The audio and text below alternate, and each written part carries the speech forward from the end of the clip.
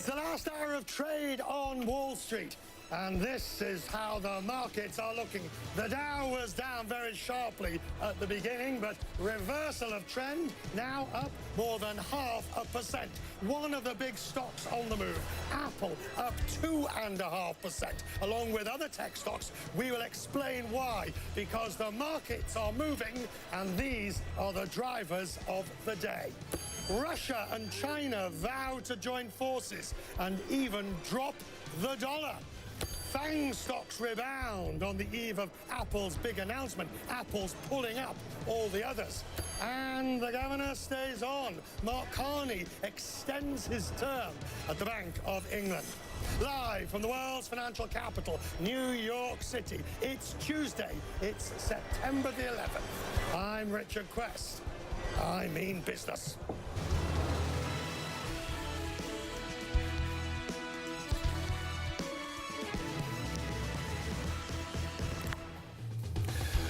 Tonight, Beijing and Moscow are cozying up to each other, trying to fend off Donald Trump's attacks on their economies. In the shadow of the largest war game since the end of the Cold War, Xi Jinping and Vladimir Putin kicked off the Eastern Economic Forum in Vladivostok. President Xi says the world has increasingly unstable factors, and it's now up to China and Russia to keep things together. Amid rapidly evolving global situations with increasing unstable and uncertain factors, the joint efforts by China and Russia to maintain international justice and fairness, as well as world peace and stability, are all the more important. Matthew Chance is in Moscow. This is quite extraordinary in many ways. The Russians and the Chinese, are they ganging up on the Americans?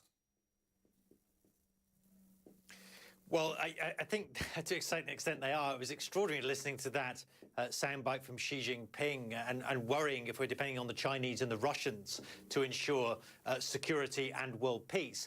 But what is being developed here is essentially an anti-Western, anti-US axis, with one end being occupied by the Chinese and the other end being occupied by the Russians. And from a Russian point of view, that all got, into full swing back in 2014, after they annexed Crimea, after the relationship with the West started to really sour, after sanctions were imposed on Russia by the European Union and by the United States and by others. They decided to pivot east and look for other partners, and they embraced China. It previously had been a potential adversary for Russia. They've embraced China. They've done hundreds of billions of dollars worth of trade deals with Beijing. And this is yet another sign that that relationship, in the face of US pressure, is getting ever stronger. And it's transformed the geopolitics of that region, the geopolitics of the world. These powers who were previously, as I say, adversaries, are now very much an alliance. OK, they're an alliance, and we're seeing the commercial aspects of that. Alibaba announcing that it's going to open up in Russia. Alibaba shares were up over 1.5%, having been down on the loss of Jack Ma. So the tentacles of this promise to be ever greater. Yes, and that Alibaba deal is a great example of the kind of deals that are being done, because, of course, the Russians could have quite easily have done a deal, you'd have thought, with a Silicon Valley e-commerce platform, but it didn't. It did it with this Chinese rival to Amazon, and they won't give exact figures on how much it's all worth, but it's several $billion. 52% of the new joint venture is going to be run by Russian entities, including Mail.ru, which has something in the region of 97 million users on its Facebook clone site, Vkontakte, and the rest of it mainly owned by Megaphone, which is a mobile service provider which has something like 80 million users in Russia. And so a really big market that this e-commerce platform, this new platform, is going to be tapping into. Matthew Chance joining us from Moscow with the broader picture now. With the strokes of his pen in Washington, Donald Trump has made life increasingly difficult for these two countries. For instance, of course, there's the trade war with China, which promises to get even worse, and exports are slowing, and Donald Trump is threatening even more tariffs on the way, hundreds of billions of dollars if he goes through. The yuan's under pressure, the currency's in trouble, and the People's Bank of China is willing to let it fall for now. Donald Trump is complaining of manipulation, by the way. It doesn't seem to be the case. In the market seems to be moving it at the moment. And Russia's and Western sanctions.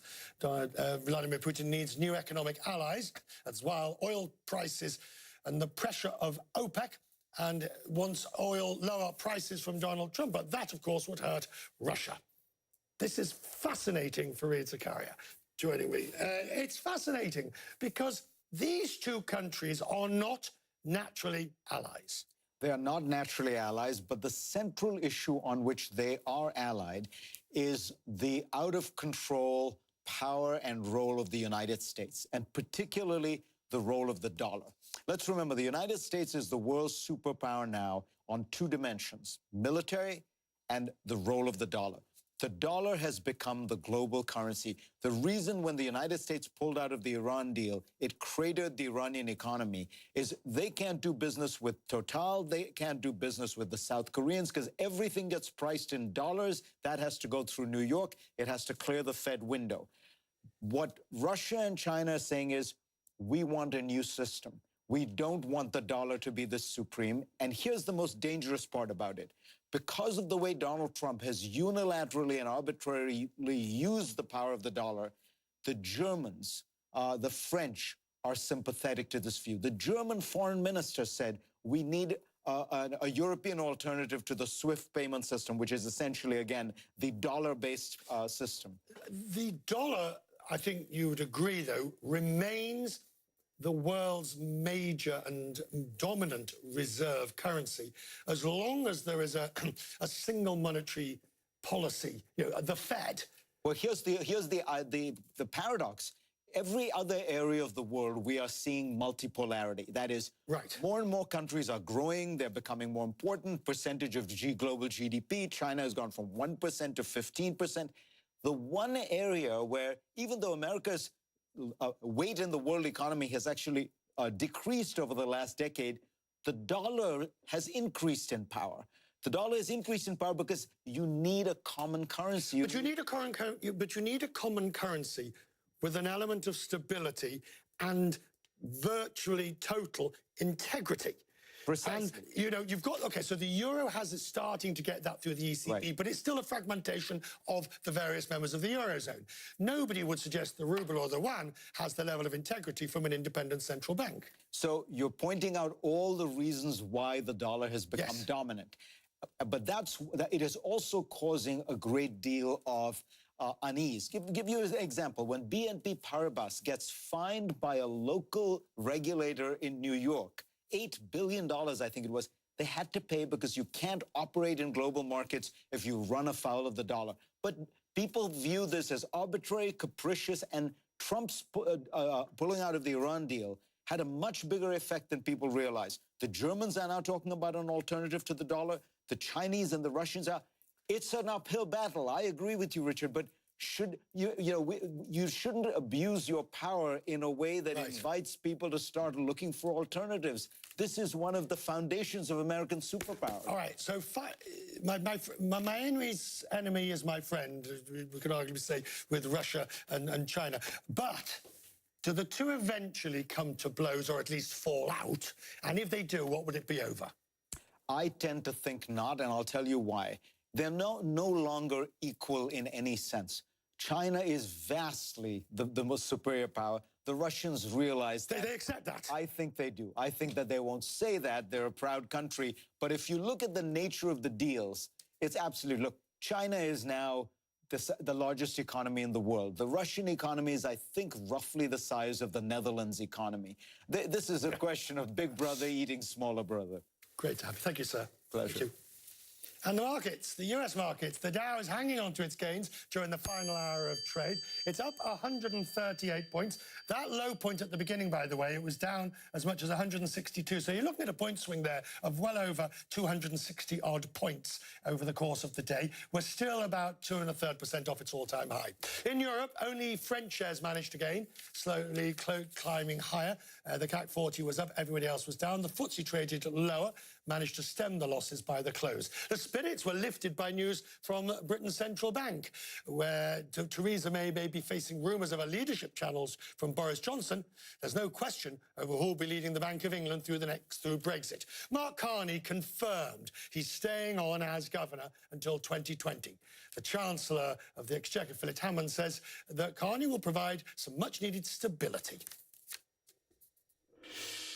I can now announce to the House that I have been discussing with the Governor his ability to be able to serve a little longer in post in order to ensure continuity through what could be quite a turbulent period for our economy in the early summer of 2019. And I can tell the House today that the Governor has agreed, despite various personal pressures to conclude his term in June, that he will continue until the end of January 2020 in order to help support continuity in our economy during this period. Now, the British government's painting the news as a victory, as you heard there. Although, as Bianca Nobilo told me on The Express earlier, Carney's commitment isn't as strong as some had expected. Now, that's a little bit shorter than some people were expecting, and none of this comes as a massive surprise because last week in Parliament, Mark Carney said to a committee that he'd be willing to stay on to provide that much-needed continuity that the Prime Minister and the Chancellor have been asking for.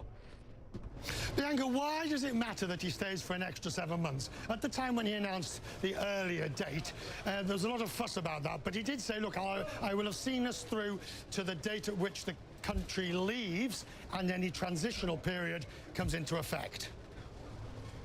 Well, it matters because the word is continuity. In the choppy waters of Brexit, that is what the government is desperate for. Now, it does put them in quite a difficult position that he's still going to be leaving many months shy of when the transition period actually finishes, which is why the Treasury have said that they need to prioritise finding a successor more than they ever have done before. But, Richard, also hot off the press, just as Mark Carney has said that he's staying on, someone who's been vocally very negative about Brexit and its consequences, the chief Brexiteers in Parliament have published a new report saying they think the British economy will benefit to the tune of £1 trillion over 15 years from a no-deal Brexit. That's Bianca in London. President Trump's approval is falling ahead of the crucial midterm elections, while the president's supporters say they are sticking by him. And look, I'm ready. Here we go. Look, there we go. All ready to go. Get your phones ready. Got to be careful about doing that. There's no messages that could be, well, you know, these phones these days. Anyway, you'll be joining in after the break with the question in a moment.